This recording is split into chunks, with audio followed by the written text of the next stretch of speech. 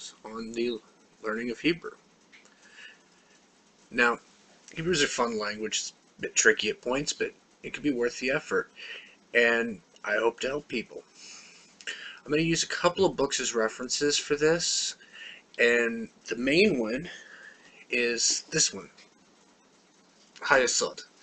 It's fairly inexpensive, about $26 on Amazon, but it's one of the best grammar translation books I've seen for Hebrew in quite a while. The only real downside is it doesn't come with audio, but I hope to help with that. My pronunciation's pretty decent, and it will get better as time goes on. Now, the other book, actually series of books I plan on using as a reference is one set. This Living Language Hebrew Complete Edition. About $60 on Amazon, but well worth it. 9 CDs, 3 books, massive amount of information. Now, one thing that is absolutely essential is going to be a Hebrew-English dictionary. Without this, trust me, you'll need it. This is one of the better ones. The text is clear, uses Nikudot, vowel points, you'll learn about those around about lesson 2 or 3. And it's a good dictionary. A lot of them have problems with print or just skipping out on Nikudot. Never a good idea. The final reference I'm going to recommend is this. It's Barron's 501 Hebrew Verbs. You can get this on Amazon for about $20. Reasonable. And one of the most important references. Hebrew verbs are complex, with a lot of shades of meaning shown in very minute ways. And this is the definitive guidebook.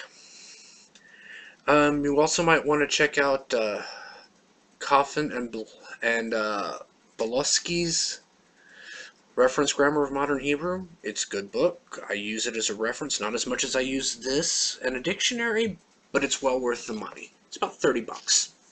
Definitely worth the money. Now, I'm also going to recommend one other thing. You can get these on Amazon for about $7. Blank flashcards. These things are great. It saves on having to cut up index cards for flashcards. That's the best way for me to learn vocabulary, and it's what I encourage others to do. There's also some free programs you can download. For Hebrew, I recommend one called Anki, A-N-K-I. It'll allow you to type in Hebrew, and which some of the others won't. And it's got a timed recall mechanism to it that, as time goes on, you are given older words to quiz on. It's free and it's good. Now, what are some of the reasons that you might want to study Hebrew? Well, there are some. Today I saw a population figure for Israel at 8.5 million. That's quite a substantial number, considering your average language out of the 7,000 spoken has less than 100 speakers.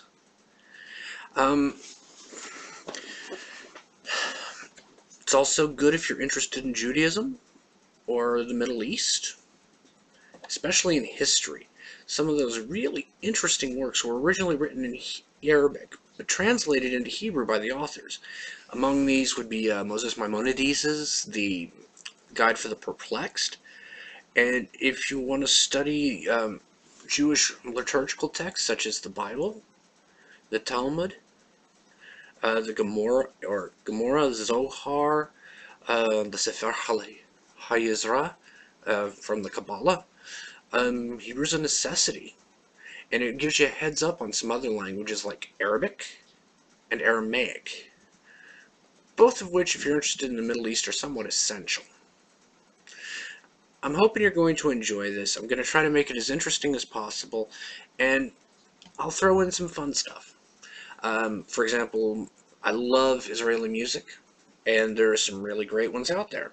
Dana International, Idon Yaniv. And then, of course, a lot of just popular movies get translated into Hebrew, like Disney's Frozen, the Hebrew version of Let It Go, which in Hebrew is called La'azov. Fantastic. Well worth listening to. You can find it on YouTube, and I'll post a link to it. Well, I hope you enjoy these lessons. If you have any questions, please feel free to email this account or leave a comment. I'll check them. And I've also set up a Google Docs account for this so that vocabulary list and a cheat sheet for the alphabet will be found on there. Now, I'm going to start off these first couple of lessons with reading and writing, but I'm not going to do cursive quite yet. That can be a little tricky, and it's not absolutely necessary at first. What is absolutely necessary is learning the block print. Everything's written in it. The only time you're going to see the cursive is if you're doing somebody's handwriting a note. And I'm going to warn you now, if you go out and buy Hayasud, the one real drawback is it uses vowel points, nikud. You don't see those in Israeli writings, unless it's for children, people learning the language, or a dictionary. It's a habit you're going to want to break fairly early, and when I caption a word across the bottom of the screen, I'm not going to include the nikudat unless it's absolutely necessary. Like, one example would be the phrase for how are you. There are two versions, one for a man, one for a woman. You're talking to a man, you say mashlomcha. To a woman, mashlomech. They're spelled exactly the same without the nikudat, and it could get confusing at first if you don't use it. Well, thanks for listening and watching, and I hope you enjoy the videos.